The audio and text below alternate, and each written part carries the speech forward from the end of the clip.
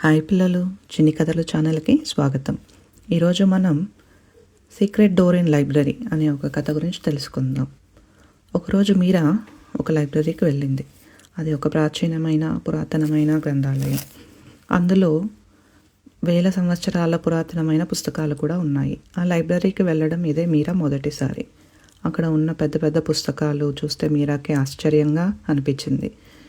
ఆ పుస్తకాలలో ఒక పెద్ద పుస్తకం తనను ఆకట్టుకుంది. వెంటనే ఆ పుస్తకాన్ని తీసుకొని అటు ఇటు తిప్పి చూసి పుస్తకాన్ని తెరిచింది. ఆ పుస్తకాన్ని తెరవగానే ఒక పెద్ద కాంతి అందులోంచి వస్తుంది. మీరా చాలా ఆశ్చర్యంతో కళ్ళు పెద్దవి చూస్తే అందులో ఒక మ్యాజికల్ కీ ఉంది.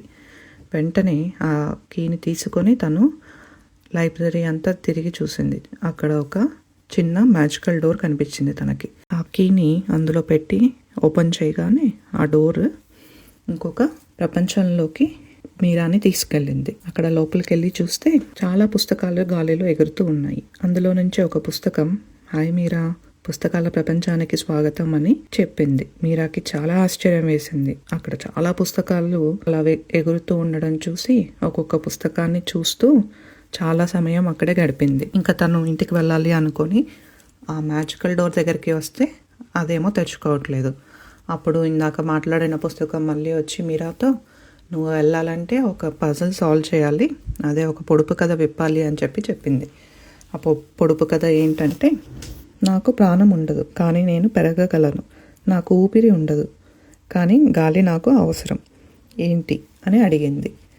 చాలాసేపు ఆలోచించి మీరా ఇలా చెప్పింది, ఫైర్, అది అగ్గి, గాలి అవసరం.